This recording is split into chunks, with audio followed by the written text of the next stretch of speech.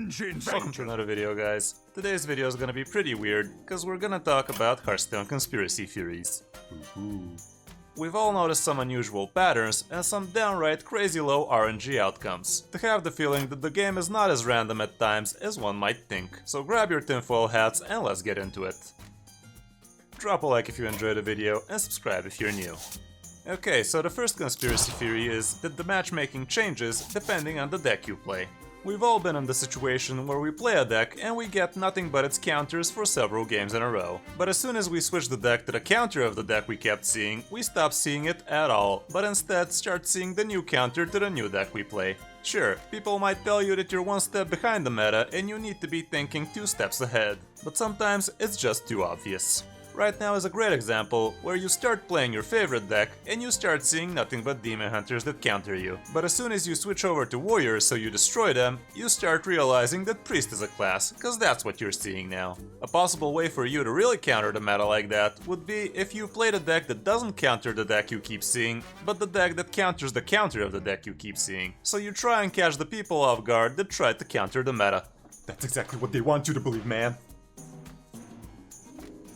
Either way, I think I'm leaning more towards the hidden matchmaking idea, where certain classes face other certain classes more often than others, but that's just me. What do you guys think about this? Let me know in the comments below. Another less popular Hearthstone conspiracy theory here is that Hearthstone is listening to you. Okay, I'm obviously not that crazy to think that, or am I? But sometimes it certainly feels like you're intentionally not finding several of the cards in your deck that you're looking for that will win you the game, no matter how many cards you draw, and you end up losing. As soon as the next game starts though, you have the exact cards you needed last game in your starting mulligan, or as your first top deck. That has happened to me way too many times for me not to notice, but I guess I can throw that one in the bad RNG bucket instead. Another thing that I have noticed that happens way more often than it should is when you mulligan away a card and you get the same card instead of it. And sometimes you even top deck the first copy as your first top deck. I've even had cases where I mulligan away 3 cards just to get their second copies as my other mulligan, which is borderline absurd. But again, it sounds more like bad RNG instead of a conspiracy. Things like that pile up though into another conspiracy theory. It feels like the game decides which player is gonna have fun and win games. For a prolonged period of time, one player gets to have insane RNG and crazy good high rolls, while another player is left in the mud instead. Some people might call that getting tilted, but when you actually look into your games, you will notice that you most probably did the correct plays, but had absurd bad RNG during all of them, which gets pretty annoying. Wake up, sheeple! I've had days where I've had 10 wins in a row with a deck, just to get 10 losses in a row on the next day with the same deck. As if I magically forgotten how to play that deck or something. Come on, let's top deck 4 bombs, let's go.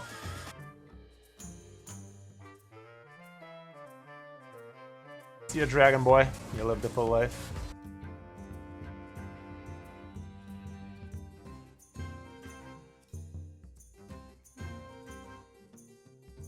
And a 1. And a 2.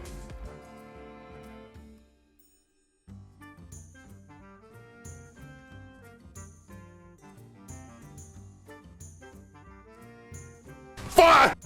And the last thing I want to talk about here is hidden card draw chances. How many times have you seen someone top deck a Reno on turn 6 for the perfect board clear, or the turn 7 top deck Bran, or when the opponent top decks Caledon, literally the first time you actually build a board worth wiping with him? I've had that situation happen to me way too many times to ignore, to the point where I consistently call out the Caledon play on back-to-back games. The primes that you shuffle back into your deck get top decked pretty fast as well, which makes you wonder if something is happening behind the scenes. Let me know in the comments below what other weird and crazy Hearthstone conspiracy theories you might have, and I might include them in the future video. Either way, that's gonna be it for this video, guys. Hope you enjoyed it, and if you did, a like and a subscribe really helps. Thanks for watching. I'm Chris05, and I'll see you in my next video or stream.